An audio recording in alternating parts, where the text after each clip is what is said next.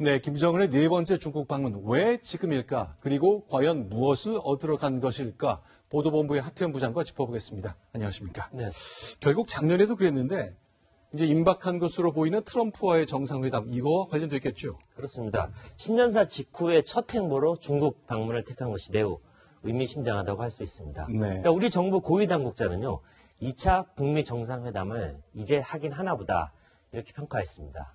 그러니까 수행단 면면으로도 정상회담 임박 징후는 확인되는데요. 네. 자, 김영철, 리수용, 리용호 등 대미 핵심 외교 라인이 총 출동했고요. 군부를 대표해서는 노광철 인민무력상이 포함됐습니다. 자, 오늘 간 사람들이잖아요. 그렇죠. 네. 지난해 6월 3차 방중 수행단과 정확히 일치하고요.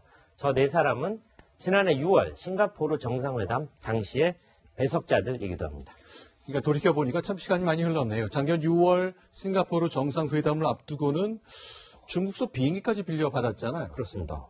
김정은 위원장이 싱가포르에 등장할 때, 네. 짠 하고 등장할 때 사용했던 비행기가 바로 에어차이나 아니었습니까? 네. 자, 시주석이 빌려준 것이 바로 그날 증명이 된 건데, 자, 2차 북미 정상회담이 베트남 또는 인도네시아에서 열릴 거다. 네. 이런 보도가 나오지 않습니까? 자, 이번에도 중국 비행기 임대 가능성이 유력하게 거론되는데, 지금 만찬 중에 저 부분에 대해서 확답을 얻을지 그것도 관심사가 되겠습니다. 네, 굉장히 어려운 질문 하나 드려야 될 것 같은데 지금 네. 북미 정상회담 관련된 실무회담 아주 꽉 막혀 있습니다. 네. 그럼 이제 베이징에 간 김정은, 시진핑 주석과 뭘 얘기할까요?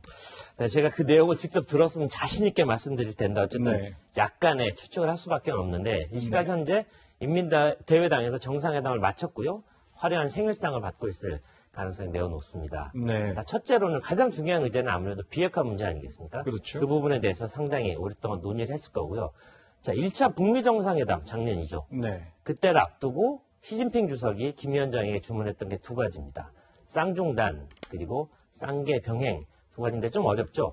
자, 쌍중단이란 건 저게 양쪽을 동시에 중단해야 된다 그런 말인데 자, 저건 어느 정도 궤도에 오른 것으로 볼 수 있는데 왼쪽에 있는 북한 미사일 발사 또 핵실험 이건 확실하게 중단됐고 오른쪽에 보이는 한미 군사 훈련 역시 중단됐기 때문에 저건 정상 궤도에 올랐다 이렇게 볼 수 있겠습니다. 미국이 그렇게 싫어했지만 결국 중국 뜻대로 된 것이 쌍중단이었고요. 그렇죠. 하지만 쌍계 병행 문제 이건 아직 해결이 안 됐는데 한반도 비핵화 논의와 평화협정 논의를 동시에 진행시켜야 된다. 이게 바로 중국이 주장하는 쌍계 병행인데 이게 이 분야에서는 전혀 진전이 없는 게 문제입니다. 두 개의 궤도, 그러니까 쌍궤로 각각 동시에 가자 하는 저 쌍궤 병행, 역시 중국이 내놓은 해법이지요. 네. 자, 김정은요 여기서 중국이 참여하는 네. 남북 미중 4자 평화협정을 전격적으로 제안할 가능성이 있는데 신년사에도 그 내용이 포함됐습니다.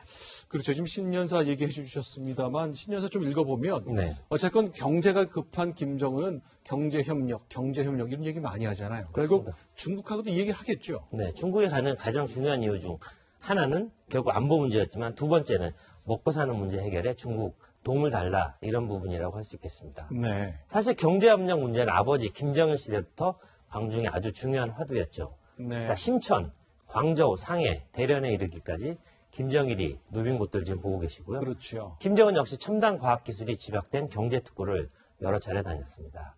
자, 국정원이 오늘 정보위에서 보고를 했는데 내일 김정은이 텐진 특구를 찾을 거다 이렇게 예상했는데 이번 방중에 세 가지 키워드도 제시했습니다.